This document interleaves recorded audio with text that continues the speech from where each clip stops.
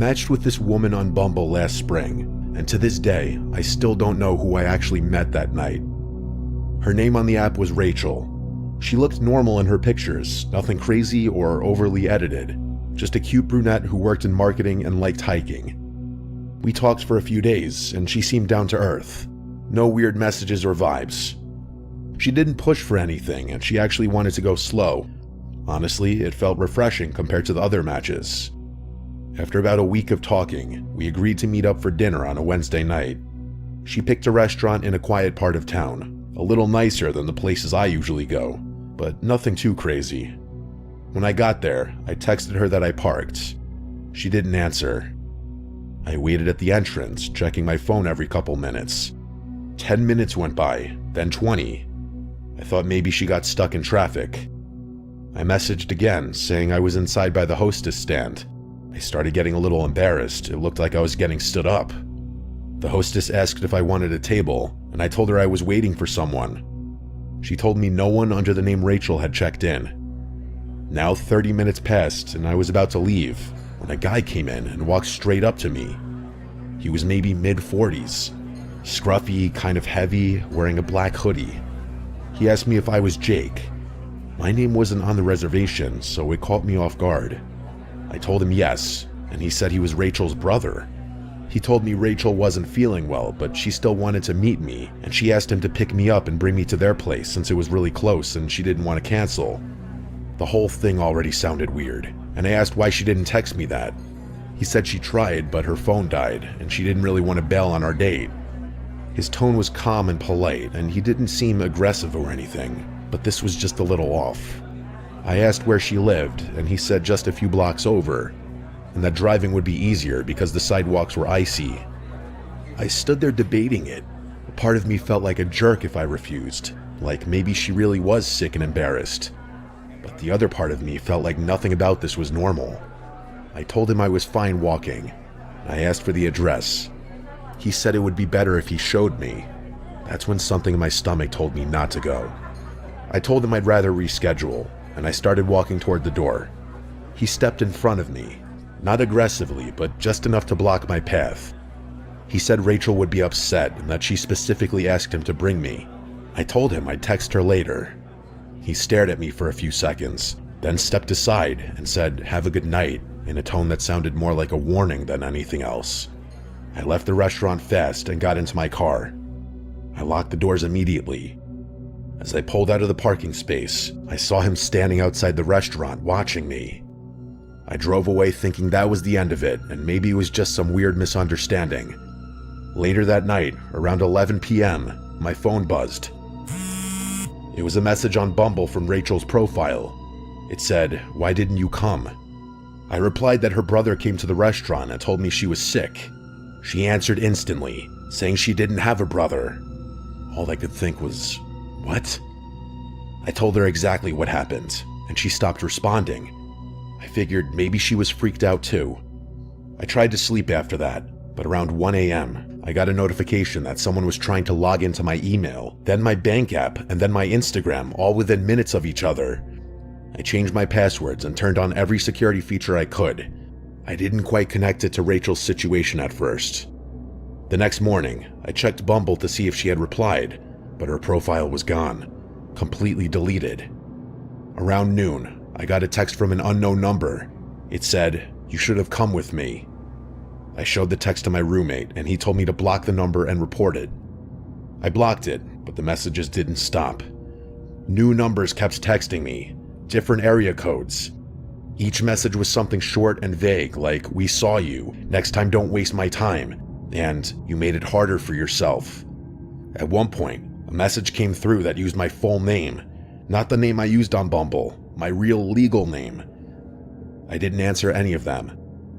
That night, while I was home alone, someone knocked on my apartment door. I was on the couch, and I could not move. After a minute of silence, there was another knock, harder this time. I thought about calling the police, but it had only been 2 knocks, and I didn't want to sound paranoid. I looked through the peephole. No one was there. The hallway was empty. I stepped back and waited, After a few seconds, I heard heavy footsteps walking down the stairs. The next day, I called the restaurant and asked if anyone matching that guy's description had a reservation or had checked in around the time I was there. They said no. I asked if anyone had been standing around outside looking in, maybe waiting for someone. The hostess told me one of their servers actually mentioned a man in a hoodie pacing back and forth outside for almost an hour before I arrived. She said they thought he was waiting for someone, but he never went inside until he walked directly up to me. I didn't tell her the rest. I felt sick thinking how long he had been watching the entrance. I reached out to the local police and gave them the number that had texted me first. They weren't able to trace it to anyone, and since no crime had technically been committed, according to them, they couldn't do much. I deleted Bumble, I changed my phone number, and I changed all my passwords. Things were quiet for about a week. Then, one night when I was taking the trash out behind my apartment building, I found a folded piece of paper shoved under the handle of the dumpster. It had my name on it. I opened it. Inside was a printed photo of me from the night of the supposed date. Me standing inside the restaurant lobby looking at my phone. The angle was from outside the window. Someone had watched me the entire time. On the back of the photo, it said, "You." I couldn't sleep for days. I started staying at friends' houses. Every little sound made my heart jump. A few days later, I checked the dumpster again and found nothing. I became really hyper-aware of my surroundings. Eventually, the messages and everything stopped, or maybe they just stopped showing themselves to me. Maybe they were still watching. The only thing I know is that the person I met that night was not Rachel's brother, because Rachel didn't exist. Someone made the entire profile from scratch. Someone created her just to lure somebody somewhere. Someone was expecting me to leave that restaurant with them. And the worst part is that I still don't know who he was. I have not been on a dating app since. I feel like I was supposed to disappear that night, and the only reason I didn't was because I trusted my gut at the last second.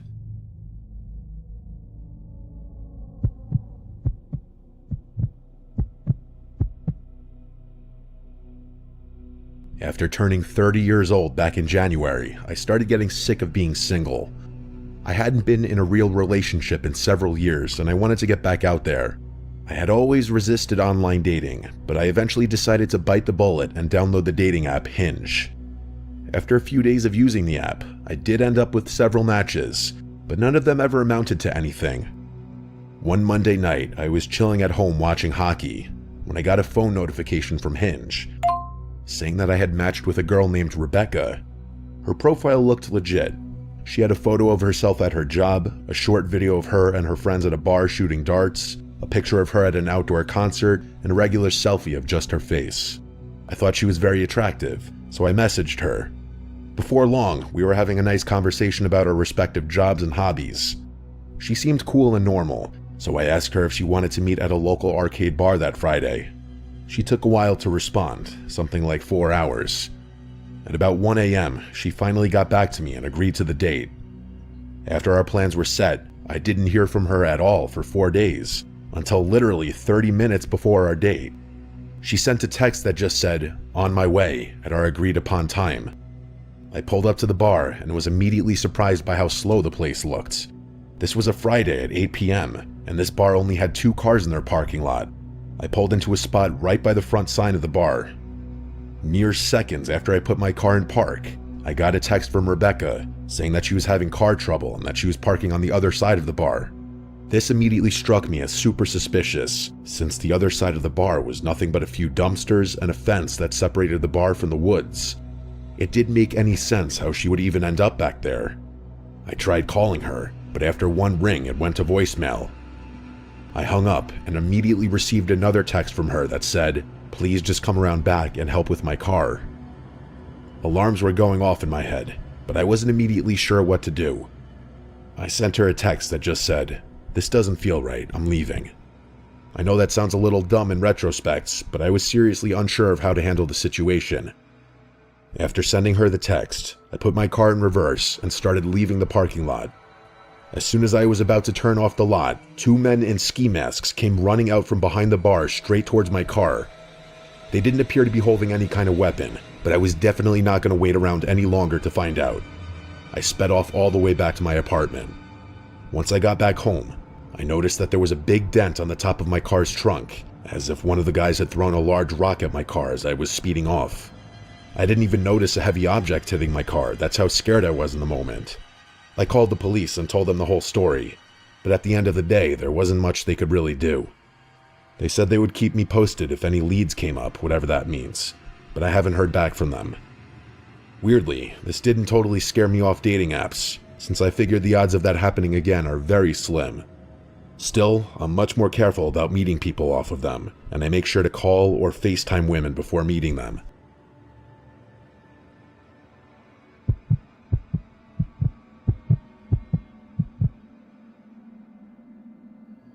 I still remember that stretch of 2024 like it was yesterday.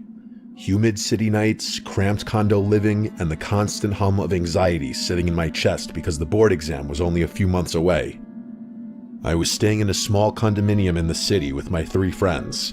All of us were buried in review materials, practice exams, and the occasional emotional breakdown disguised as a coffee break. And like every other stressed out 20-something stuck between obligation and burnout, I thought it would be a great idea to distract myself with someone new. That's when I met him. Let's call him Michael. I don't know if it was the boredom, the loneliness, or just the fact that I was tired of thinking about formulas, but I found him attractive right away. He was charming in the beginning. Calm, funny, the type of guy who replied fast, but not too fast. It was as if he mastered the perfect balance of interest and chill. We started talking every day, and then every night. And before I could fully process what I was doing, we were dating, or at least something that felt like dating. Michael was, at first, everything a sane person would want. Respectful, attentive, a good conversationalist. We would be on calls for hours while I lay on my thin condo mattress, staring at the ceiling and listening to his voice fill the room. The only weird thing was that he never showed his face during our calls. He claimed his phone had been stolen, and the laptop he was using didn't have a functioning camera. I didn't question it at first, but slowly, little red flags began popping up like notifications I kept swiping away. The biggest one? The way his tone changed whenever the topic got even remotely intimate.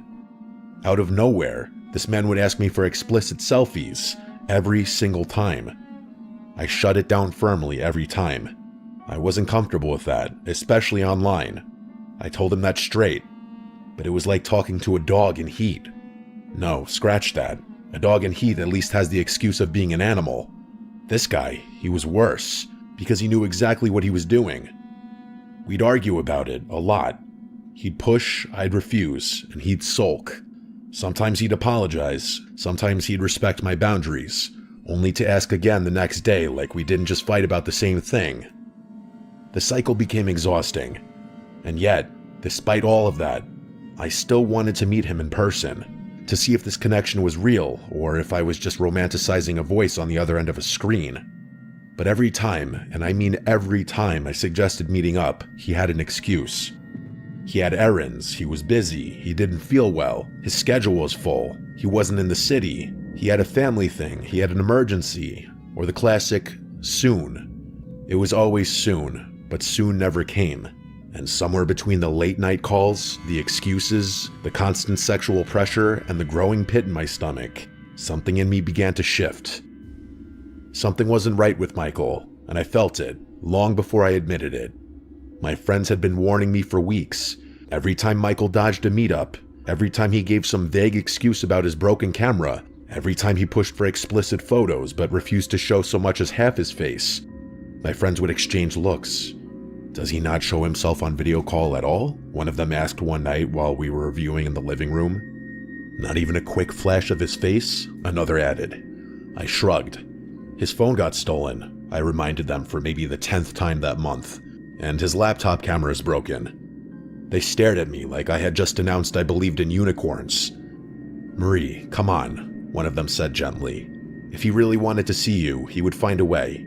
Even a 10-year-old laptop has a camera. Something's off. I knew they were right. Deep down, I felt it too. But I kept defending him. I kept telling myself he wouldn't call me every day if he wasn't serious. I kept insisting he was just going through something personal. I kept believing the version of the person he pretended to be. Then came December, weeks before Christmas, with that stupid mix of hope and denial swirling in my chest. I finally told him, "Come over, meet my family, spend Christmas with us." He sounded thrilled. He said yes instantly, no hesitation or excuses. For the first time, I let myself believe that maybe everything would pay off in the end. I pictured a sweet Christmas morning introduction, a cheesy meet my boyfriend moment, a fresh start, maybe even something real. But the day before our meetup, everything shattered.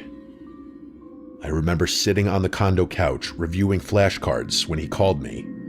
His breathing was shaky and uneven. At first, I thought he was just stressed. Then I realized he was crying. "Can we talk?" he whispered. Something in me went cold. It took a while for him to choke it out, but when he finally did, the words hit me like a punch straight to the stomach. "I'm a catfish." My heart dropped. He confessed everything. The photos, fake, taken from an Indonesian influencer he'd been pretending to be. His name, fake. His work, fake. His nationality, he lied about everything. My head was spinning so hard, I thought I would throw up. I felt my skin crawl and my face drain of color. It was like he peeled off a mask I didn't even know he was wearing. And then, because apparently the universe wanted the moment to be even worse, he sent me a picture of his real face. He claimed he didn't lie about being 24, but honestly, I've seen uncles in their late 30s who looked younger than him. In that moment, my brain connected all the dots. The way he pushed for explicit photos, the way he'd get sulky and aggressive when I refused, the way he'd avoid meeting up. Knowing what he really looked like, what he really was, made all his past behavior 10 times more uncomfortable. When I told him I wanted to break up, he snapped. He said, "So you're just like the other girls. You only liked me because of the pictures of the guy I used. You never cared about me. You're no different." I was stunned. He lied to me, deceived me, manipulated me, yet somehow I became the villain. He ranted and I cried. He blamed me, then he apologized, and then he begged. He guilt-tripped, like a full cycle of emotional manipulation condensed into 30 minutes. And then came the most unhinged part of it all. He said, "Please just let me stay with your family on Christmas. I already told my parents I won't be home. I have nowhere else to go." I stared at my phone in disbelief. Absolutely not. I muted him. I ignored every message, blocked the numbers, refused to let his chaos bleed into my holiday. And I had a peaceful Christmas with my family, the kind of Christmas I needed. But if things had truly ended there, I wouldn't be writing this. Because Michael didn't stay gone. He didn't accept the breakup. He didn't disappear quietly. And the worst part was still coming. For almost a year, life felt normal again. I focused on myself, my hobbies, and my friends. I became active on Instagram again, something I had stopped doing while dealing with the emotional fallout of Michael's lies. I started posting selfies, little life updates, even some cosplay photos I was proud of. It felt good to exist online without feeling watched. But the one thing I forgot? Michael and I still followed each other. It didn't even cross my mind until it was too late. One night, after posting a few stories, nothing dramatic, just a selfie and a behind the scenes of a new cosplay, I got a notification. One message request, Michael. He replied to my story, "Hey, how have you been?" Just reading his name made something cold crawl up my spine. I didn't open the message. I didn't even breathe for a second. I just locked my phone and tossed it aside, like the words would burn me if I looked at them for too long. I tried to ignore it, but the notifications kept coming. Every few hours, another message. Eventually, I got so sick of it. I opened our chat, and the moment I did, my entire body went cold. Because sitting there, sent just minutes earlier, was a photo of the front of our house. My parents weren't home. I felt like the air was being sucked out of my lungs. My fingers moved on instinct. I locked all the doors in the house, ran upstairs, shut my bedroom door, and locked that too. Then I called the police. While I was on the phone, trying to speak without my voice cracking, I heard knocking. Pounding. He was outside, and yelling my name. He yelled, "Please just open the door. We can talk." His voice was desperate and unhinged, a tone I had never heard before. I held my phone so tightly I thought it might crack. I crouched beside my bed, trying not to make a sound while the dispatcher kept me calm, step by step. "We're on the way. Don't come out. Stay on the line." It felt like hours, even though it was probably just minutes. Thankfully, we lived close to a police station. I heard footsteps outside, an officer shouting, and then finally, silence. They arrested him. When they came to the door to check on me, I finally unlocked it, still shaking. The officer who talked to me had a serious look on his face. The officer told me he was holding a knife. I had to grip the doorframe to stay upright. He came to my house with a knife. I didn't know if he meant to threaten me, or hurt himself, but none of the possibilities made me feel any better. They were all terrifying. Because of that, I had no choice but to tell my parents everything, every lie he told, and every red flag I ignored.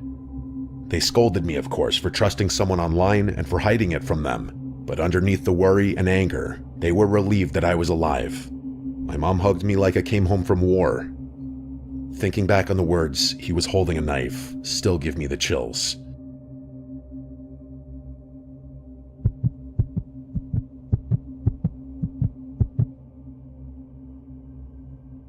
I've never been a big dating app guy.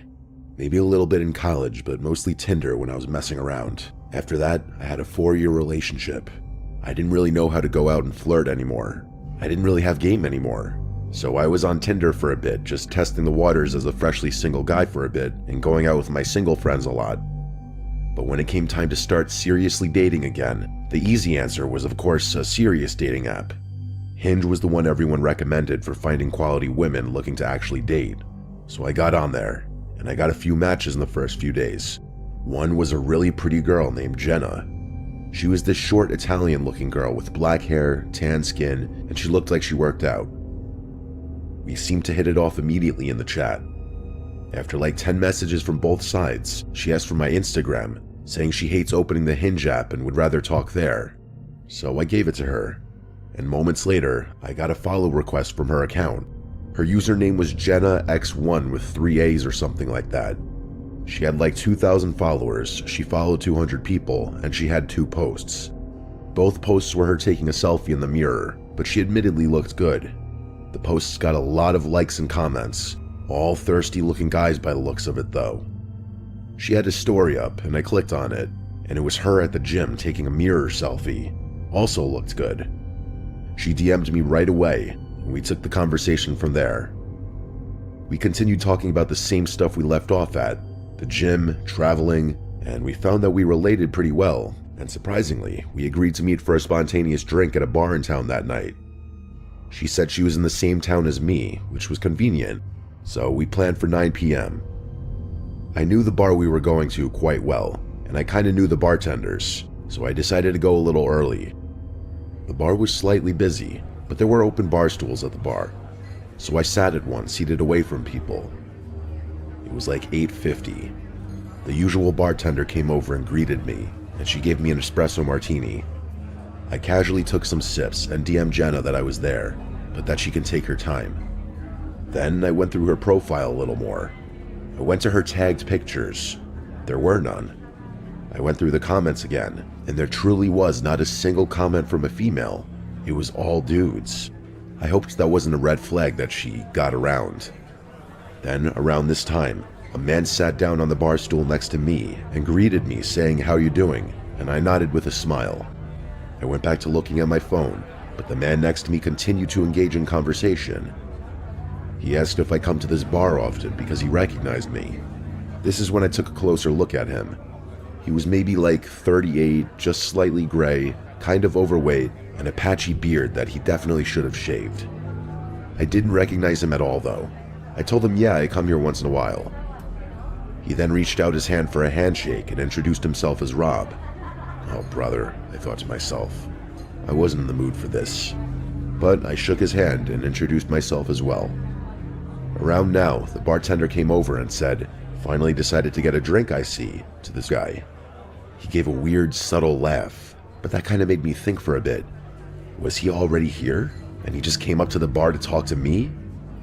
I DM'd Jenna again, saying, "Help me, this weird guy I think is hitting on me," as a joke. But I realized my previous DM to her was left unseen. I asked her if she was on her way. Then I went back to looking at her profile, and I decided to check her following list, and I realized she didn't follow a single female, only dudes. What kind of girl doesn't follow any of her girlfriends? This was weird. Was I catfished? The annoying guy to my right kept trying to talk to me. I had to tell him 1 second, please, as I tried calling Jenna through Instagram. She didn't pick up. It was past 9 o'clock, and it seemed like she was ghosting me, and I also just felt like this profile was fake now. I went to Hinge to find that her profile was gone, like I expected. Yup, I got catfished. I asked the bartender for the check, and then the Rob guy said, "Leaving already? Where are you from?" I said, "Yeah, I gotta get going." I didn't care to explain the situation to this guy. To be honest, I was kind of annoyed at how outwardly he went out of his way to talk to me. As I got the check, this guy would still keep trying to talk to me, even telling me I should stick around and that the hot chicks come around this time. I thought he was weird, and I was kind of just being short with him at this point. I may sound like a douche, but if you met the guy and experienced the way he approached, you'd have been annoyed too. As I said bye to the bartender and turned to leave, I felt a tight grip on my left wrist suddenly. I turned to see the man had his hand wrapped around my wrist. I said, "What the fuck are you doing?" loud enough for other people to notice and turn their heads. He started whispering to me and making a weird face. He said, "I'm Jenna. I'm sorry. Please don't go." I felt disgusting, like I needed to take a shower. I felt like throwing up. I felt violated. I broke free of his grip and hurried out of the bar to my car. It was a quiet drive home. I didn't play music. I didn't call anyone because I was still taking it in, and it felt embarrassing. When I got home, I collapsed into bed and stared at the ceiling for a bit, just absorbing what happened. I went to Instagram to go block the Jenna account, but it appeared he already blocked me, or he disabled the Instagram account entirely. This quickly became an experience I just wanted to put behind me. I turned on the TV and just tried to move on.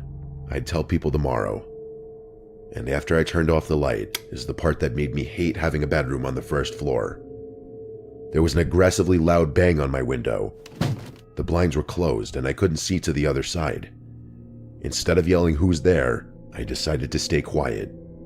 I watched the blinds in horror, and then there was a voice on the other side, a man's voice saying my name, Scott, over and over again.